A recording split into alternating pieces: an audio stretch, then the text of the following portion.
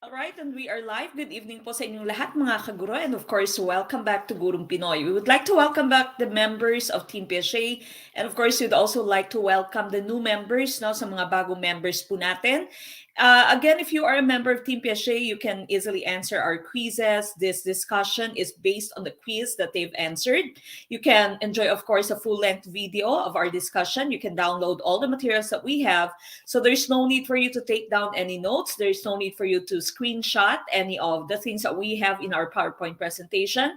There's also your free pre-board, your free final coaching, and of course, your Team PSA's membership is good for a year. Okay, so until September 2022, wala na pong additional payment ang members ng ating Team PSA. So again, if you are still not a member of Team PSA, it might be because you still do not know when your let is gonna be, no? Wala pa kayong schedule. Mas okay na po maghanda kayo habang mas maaga pa. Okay, so again, my advice is that pa-member na po kayo. Your membership is good until September 2022. No? Kung September 2022 pa kayo mag-take ng let, okay na po, pwede na po kayo maging member ng Team PSA. Okay, so tonight we are going to have our discussion on professional education. These are items 26 until 50. So this is a continuation of our discussion for the pre-board for January 2022. So again, items 26 until 50 po ang ating i-discuss tonight. But of course, before we start with anything else, let us all have our opening prayer.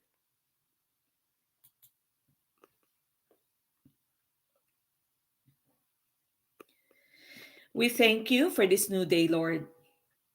Help us to embrace all that it may hold for us, to hear the bird song and have new melodies in our hearts, to see the sunrise and create beauty with our hands, to touch the leaves that grow afresh, and allow your love to touch our hearts, to smell the fragrance of the flowers and breathe in the wonder of your creation, to dwell on the beauty of our world and study and fathom your miracles, to enjoy the conversations we have and the lessons we go to.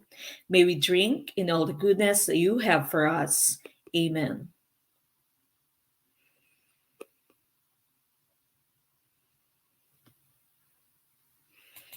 Okay, so again, as I've mentioned, we will be discussing professional education items tonight. That's items 26 until 50. This is, of course, part of the pre-board for January 2022. No? Sa mga kaguro natin na magtitake na po ng let this month. No? Sana wala ng postponement, no? Wala ng cancellation. I hope na matuloy na po yung inyong licensure exam for teachers. So again, may advice pa rin, no? Is magpa-member na po kayo sa Team PSA. The membership is until September 2022. No other payments, no hidden fees, no monthly payment. Sulit na sulit po dito sa Gurong Pinoy. And of course, for you to become a member, just send a message to our Facebook page. Our Facebook page is Gurong Pinoy. Okay? So hanapin lamang po yung ating Facebook page. Sir Codel Season, if you are a member of Team PSA po, hanapin nyo po dyan. Mag-backread lang po kayo, mag-scroll down lang po kayo or scroll up para makita nyo po yung videos natin ng mga nakaraang discussion. Okay, so we start with question number 1. Paki-like na po ng ating video, share this video, tag your friends, no? And of course, start a watch party. Okay, and if you can, you may also support us by sending stars and of course, send us your super chat, super stickers if you are watching us live on YouTube. Ma'am Sohaila Padilla Aye, kahapon pa to, no? Hello, ma'am, kita ka na po. Okay, kita po ba ako? Kita ka na po. Okay, we start with question number 1. Or no, not number 1. Number 26 now. So continuation na po ito. We're done with questions 1 until 25. So this is question number 26. No? So again, if you are a member of Team PSA, kakapasok mo pa lamang, hanapin mo po dyan, no? Lahat po ng inyong files, lahat po ng inyong videos, past videos are all in our group. Okay, number 26, how do you call classroom management composed of coping strategies used by effective teachers to stop misbehavior without disrupting the flow of the lesson? Is this letter A, low profile, letter B, high profile, letter C, preventative, or letter D, disruptive? Okay, what's the answer for question number 26? First time, good evening, Sir Ma'am Riza Alfuro, kita ka po. Sir Abdul Basit Limbona, good evening po, first timer.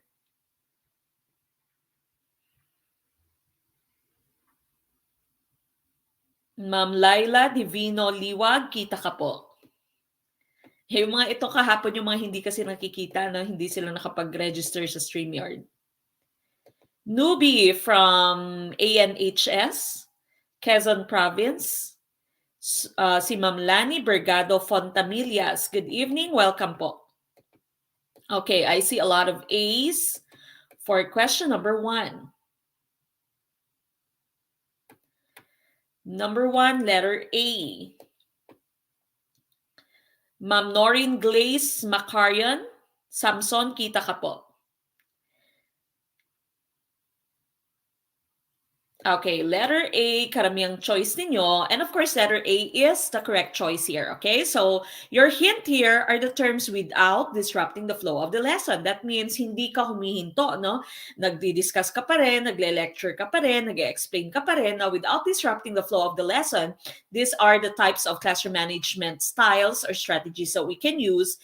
And we call this low profile, no? Yung hindi obvious. Low profile ka lang, hindi obvious. And of course, the opposite of this would be high profile. High profile and disruptive are similar, okay? They are the same, no? So, high profile, ito yung titigil ka na talaga, very obvious, galit ka na, no? Maaaring sumisigaw na si teacher. Or disruptive, because it is already disrupting the flow of your lesson. Preventative naman, this is the same as proactive, no? So, before something happens, before students would misbehave, you already have some strategies in place that would prevent them from misbehaving. Okay, so that's proactive as opposed to what we call reactive. Yung reactive naman, hihintayin mo lang na wala kang classroom rules, wala kang routines, hihintayin mo lang na magre-react ka lang kapag nag-misbehave na sila.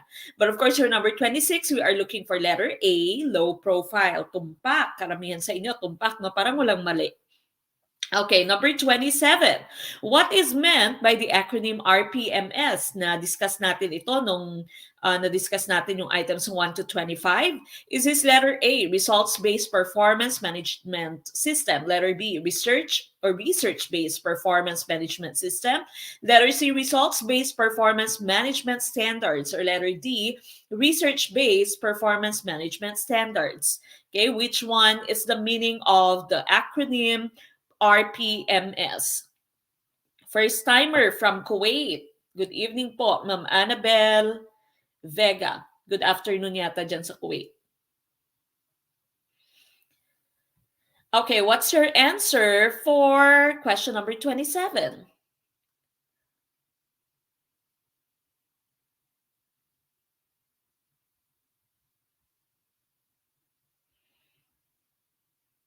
Ma'am Mariela Amor Metiam Sekusana. Yes, kita po kayo, ma'am.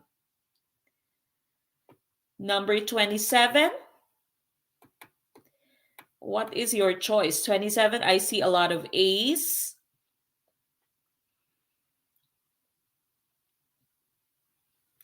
Ma'am Norin Glaze Macarion Samson, balikan ko po kayo mamaya, no? I-send ko po yan sa ating admin.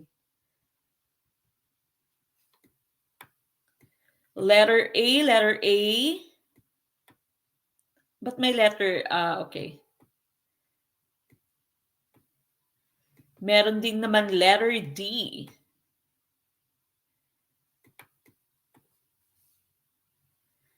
Sir Kent 5. Ma'am, hindi pa ako naka-receive ng link. Ano po yung link na yon, sir? Anong link po yung hindi nyo na-receive, sir? Okay, letter A.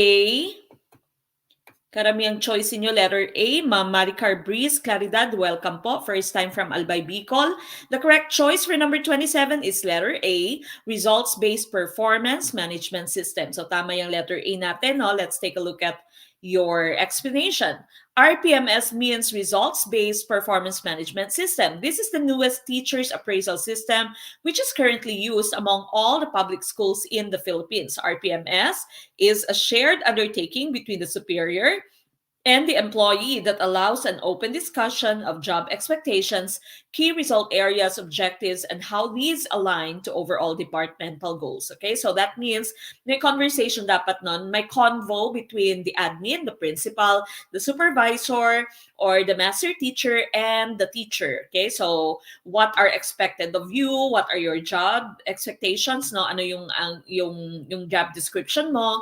What are your key result areas, ano dapat yung ma-achieve mo, what are your objectives, no, para dapat align kung ano yung ginagawa ng teacher at align din to sa departmental goals. Okay, so if the teacher belongs to the science department, dapat align lahat ng ginagawa ng teacher, lahat ng goals ng teacher, lahat ng objective ng teacher sa adhikain din ng kanyang department. Okay? So that's result-based or results-based performance management system. Para siyang SLO dito sa amin, no? Student Learning Objective. Dapat na-hit mo yung SLO mo. Kung gusto mong ma-improve yung ganitong percentage ng students, makapasa yung ganitong percentage ng students mo, dapat ma-hit mo siya at the end of the semester. Okay? So letter A is tumpak. Number 28, what is known as a self-appraisal for professional growth that is acceptable and useful for recognizing weaknesses and strengths for a new or beginning teacher? Is this letter A, self-evaluation, letter B, students' evaluation, letter C, master teacher's evaluation, or letter D, principal's evaluation? Which one do you think is the correct choice for number 28? Sir Rashdi Jimlani, yes. Visible ka po, sir. First timer, Ma'am Femari Razalo Dinampo Benigay. Good evening. Welcome po.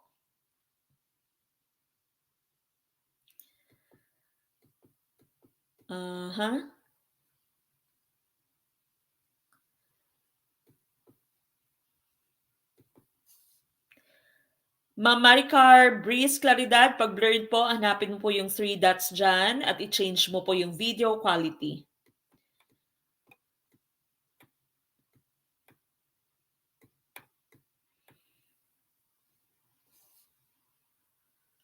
Sir Kent 5, mag-send po kayo sa ating Facebook page po, sir. Kasi si admin po yung nakakaalam ng inyong account.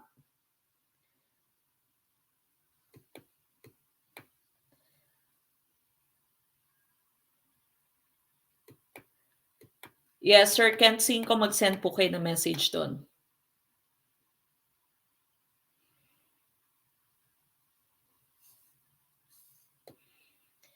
Okay, what's your answer? Sir Rick Belediano, yes, kita po yung name ninyo. Letter A. Letter A, karamihang choice niyo ay letter A. And of course, it's very obvious. It says self-appraisal, no? So that means ikaw yung nag-a-appraise ng self mo, ikaw nag-i-evaluate ng self mo, the teacher mismo yung nag-i-evaluate ng self niya. And so this is self-evaluation. Okay? So self-evaluation ang tumpak for number 28. Now, self-appraisal for professional growth, acceptable and useful for recognizing weaknesses and strengths for a new or beginning teacher. So letter A, self-evaluation, is the correct choice. Number 29. What does the Code of Ethics for Professional Teachers say about corporal punishment? And then you have your different choices there. Is this letter A, a teacher shall not inflict corporal punishment on offending learners, but he can make deductions from their scholastic ratings as a punishment. Letter B, a teacher shall not inflict corporal punishment on offending learners, nor make deductions from their scholastic ratings as a punishment. Letter C, a teacher may inflict corporal punishment provided that parents wrote a formal letter stating that their permission to the teacher to give such punishment to their teacher. Letter D, a teacher may inflict corporal punishment only when the need arises, such as when proactive discipline is no longer effective to implement in such a group of students. So ano sinasabi ng Code of Ethics with regard to corporal punishment, also pamamalo sa school, paggamit ng stick, no, ng ruler sa daliri, sa kamay ng mga estudyante natin inside the classroom, yung lumilipad na eraser, no, flying eraser, yung mga pinapadipakan ng may libro sa ulo at sa kamay, no? So anong sabi ng corporal punishment? With regard to your Code of Ethics for professional teachers, what does it say about corporal punishment? Which one do you think is the best choice? Which one is the correct choice for number 29. Number 29. Uh-huh.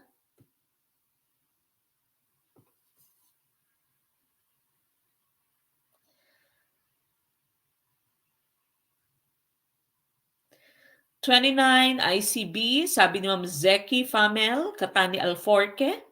Letter B. Sir Dustin Agsalud, one of our LPTs, congratulations. He says, God bless Gurong Pinoy. Thank you po sa pag-free let online po ninyo. Sa lahat ng mga mag-e-exam, kayo po nirecommend ko sa lahat ng nag-ask. Sa akin, if saan ako nagsimula mag-review, parati pa rin din ako nanonood ng online let sessions ninyo, ma'am. God bless let 2022. Congratulations again at maraming salamat, Sir Dustin Agsalud. Yan, Ma'am Tin Acabo, naranasan daw niya yung mapalo ng stick, lalo na pag nalista sa noisy. Walang duda, Ma'am Tin, no? Siguradong naranasan mo yan. Ayan, sabi ni Ma'am Annalyn M. Pepito, naranasan ko yan lahat, pati chalk lumilipad. Kaya naranasan nating lahat yan, no? Yung mga naranasan ko ngang ginanon yung bunganga ko ng teacher. Assalamualaikum, Ma'am Sandra Makasilang from North Cotabato. Assalamualaikum to all our brothers and sisters who are Muslims. And of course, ganun din sa ating mga Christian brothers and sisters. Ayon, minsan kurot pa sa singit, sabi ni Ma'am Elizabeth. Elizabeth Ikina. Kita ka na, Ma'am Herda Usman.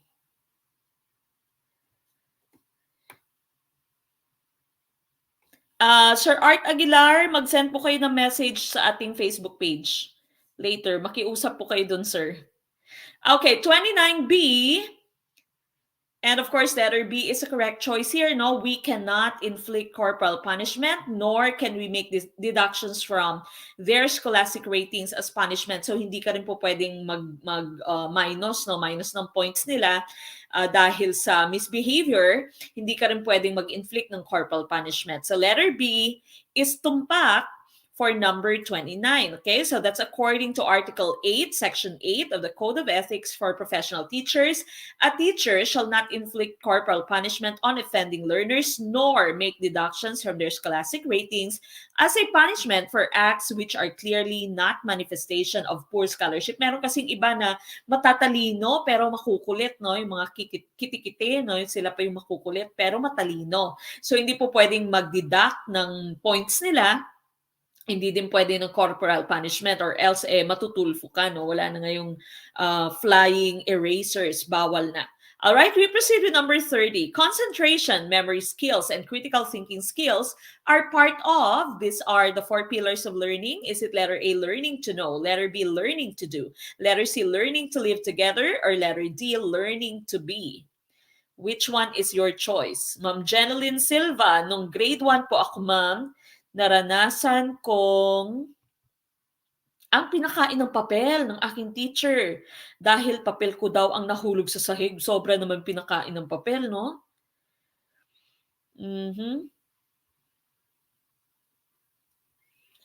Sir Kent Cinco, mag-send po kayo ng message mamaya, sir. Diyan po sa Facebook page kung saan po kayo nanonood.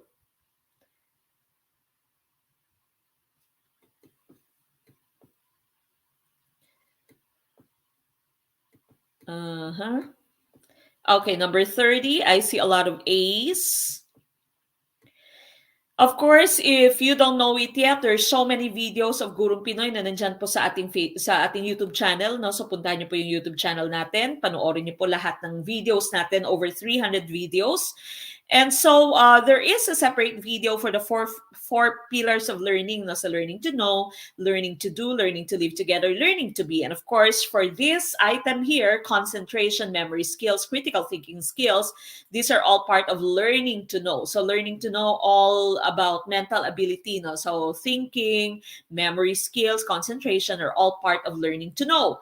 Ang learning to do mo naman would be hands-on skills. No? So paggamit mo ng hands mo, and and all other types of skills, no? Basta skills, calculations, for example, or how you do something that's pertaining to your skills, learning to do siya. Learning to live together, of course, that means tolerance, being able to accept everyone's differences, no? Learning to live together in harmony kahit na magkakaiba kayo ng paniniwala. Isa sa inyo BBM, isa sa inyo ay Team Pink, isa sa inyo ay Manny Pacquiao, for example. Hindi kayo nagpapatayan at hindi kayo nagdedebate, no? So, accepting everyone's differences, that's learning to live together. And of course, learning to be is self-actualization, according nga kay Abraham Maslow, no? So, learning to be is being the best version of yourself. And of course, we know that there is another pillar, no, yung learning to transform. But learning to transform does not talk about the learner, it talks about the curriculum, no? So sabi ng learning to transform mo, the curriculum should be able to transform, should be able to shift, should be able to adapt whenever the society and its demands change, no? So katulad ngayon sa ating day and time na may pandemic, nag-change din yung ating curriculum. Hindi na tayo nag-face-to-face, online learning na lang, may ibang hybrid learning, may ibang minsan nasa school, minsan nasa bahay, at of course meron ding modular, no? So medyo naging pahirap lang yung modular kasi masyadong maraming pinapagawa. Sana bawas-bawasan.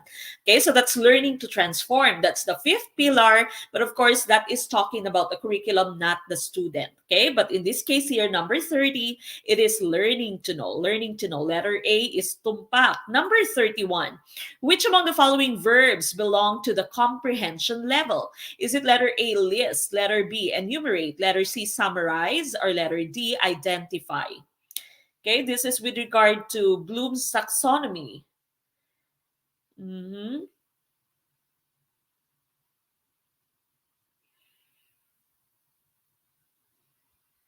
Number 31, which one do you think is tumpak?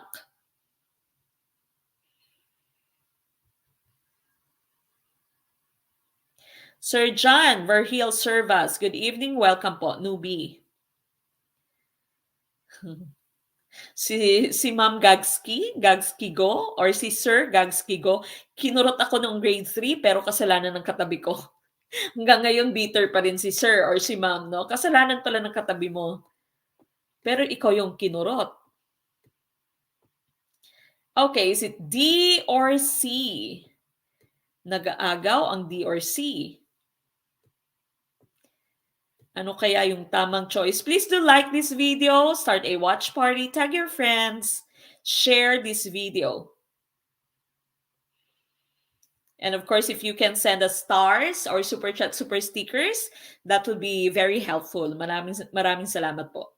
Okay, the question is, which among the following verbs belong to the comprehension level? You remember Bloom's taxonomy, napupunta natin yan later. Is it list, letter B, enumerate, letter C, summarize, or letter D, identify? The correct choice, of course, is letter C, summarize. Okay, so list, enumerate, identify are all part of your knowledge level, no? So knowledge level lamang itong list, enumerate, identify. Letter C is tumpak, summarize is the correct choice. Now you remember the newer version, no? The new version of Bloom's taxonomy. You have knowledge, no? So knowledge unang-una, then you have understand, apply, analyze, evaluate, create na po yung ating highest level, no? In Bloom's taxonomy sa new version, not evaluate anymore. Okay, so understand dito, this is also the same as your comprehension, and so you can see na summarize is part of the verbs that we can use for this level. Yung identify mo, yung name, recite, tell, no, recognize, describe, identify are all just part of knowledge level. Okay, so these are the different verbs that we can use for the different levels of Bloom's taxonomy. If you're a new teacher, usually bibigyan ka ng list na to. Ganon din kapag ka nagpa-practice teach ka, no, binibigyan ka din ng list na to. Okay, so it is very good that you practice using the higher order thinking skills dito sa 4, 5, 6. Do not just content yourself with the use of 1, 2, 3, no? Kasi lower order thinking skills itong lahat. Okay, so analyze, evaluate, create are higher order thinking skills. All right, but then again, our answer there was letter C, summarize. Number 32. What is a key element of the teacher education development program? Is it letter A, NCBTS, letter B, RPMS, letter C, IPPD, or letter D, the LEP? Ma'am Sohaila Padilla IA, yes po, kita po yung name mo. Okay, now gentle reminder, again, if you are watching us on our Facebook page, mapuputol po yung inyong video. Ganun din po sa ating YouTube channel, no? Snippet lang po yung inyong video, may time limit po siya. And so again, to enjoy the full-length video, to download our presentation, become a member of Team Piaget, no? So the membership is good until September 2022, kahit pa wala pa kayong schedule for the upcoming LET, ay magpa-member na po kayo. The more time that you have for preparation, the more chance you'll have to pass the LET. Okay, so be a member to enjoy the full-length video and of course to download our PowerPoint presentation. Okay, 32. I see a lot of letter A's. Letter A's. Facebook user, hindi ka po kita. Yung may smiley. Hindi po kayo kita, ma'am or sir. I-click nyo po yung StreamYard at i-register yung inyong name or inyong Facebook. Okay, I see a lot of letter A's for this item, and letter A is tumpak. Okay, so that's your NCBTS. Okay, NCBTS is the National Competency-Based Teacher Standards, and it is at the heart of the Teacher Education Development Program, or TEDP. It is a key element of the TEDP. It defines effective teaching as being able to help all types of students learn the different learning goals in the curriculum. It is also composed of domains, strengths, and performance indicators. So later, pupunta natin yung different domains of your NCBTS. Okay, so a while ago, we've talked about RPMS, no? So results-based performance management system. Your IPPD is individual plan for professional development, no? So NCBTS yung hinahanap natin dito. That is letter A for number 32. The LET, of course, you know what this means. Licensure examination for teachers. Okay, number 33. Teacher Jerame went from one topic or activity to another topic. She discussed a lesson, then later inserted an unrelated topic from a previous lesson. This act of Teacher Jerame is an example of, is this letter A, thrust, letter B, dangle, letter C, flip-flop, letter D, stimulus bound. We've already talked about these different choices here last time, no, sa items 1 to 25 natin. Meron ng explanation ng yung mga choices na to. So in this case right here, so Teacher Jerame, meron siyang topic, no? And she was discussing this topic, pero nag-insert siya ng isang unrelated topic from a previous lesson.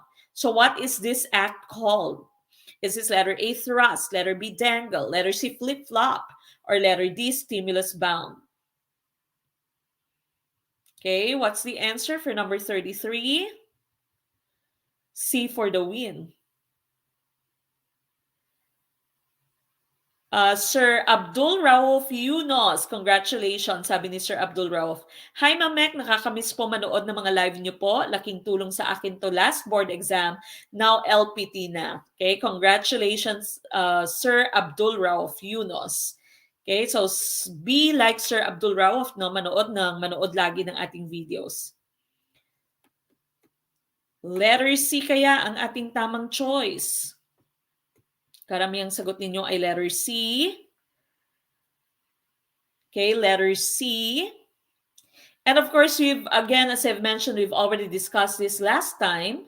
Ito yung sinabi nating parang ex mo, no, binabalikan mo pa kahit natapos na. Okay, so kahit natapos na, binabalikan mo pa, no, binabalikan mo yung nakaraan. And you have that as a hint here, no, unrelated topic from a previous lesson. And of course, this one is flip-flop. Okay, so letter C, flip-flop is the correct choice. Sir Adolfo, yes, kita po kayo. Thrust is when you don't give clear directions, no? Yung nandyan yung attention sa'yo ng estudyante, pero hindi klaro yung direction na binigay mo, tapos binitawan mo lang yung attention nila, pinagawa mo na sila, no? Kahit na hindi pa nila alam kung anong gagawin nila. Dangle is when you do not complete a certain activity, no? Unfinished yung activity, parang dangling, may cliffhanger. So medyo bitin yung students, hindi nila alam, wala kang summary, no? Wala kang wrap up, kumbaga hindi na nakumpleto yung activity, hindi na summarize yung topic mo. Stimulus bound is when the teacher gets distracted by things around her or him, no? So in other words nga, pag sinabi mong stimulus bound, the teacher is a marites. So si teacher ay marites. Pag may dumaan, nadidistract si teacher, pumupunta sa bintana or sa pintuan, makikichika muna si teacher, no? Or kung anumang disruptions or distractions meron sa paligid ni teacher, that's stimulus bound. And here we are looking for letter C, that's flip-flop. Past is past, sabi ni Sir Raymark Casanova. Okay, so that's letter C, flip-flop. That's what we are looking for number 33. Number 34, Teacher Alexa, an experienced teacher, has the ability to keep all students actively participating in her lesson. This ability of Teacher Alexa is also known as, what do you call this ability? And usually you have this if you are already a seasoned teacher. Okay, so which one do you think is the correct choice for number 34? Number 34 po, anong ating tamang choice?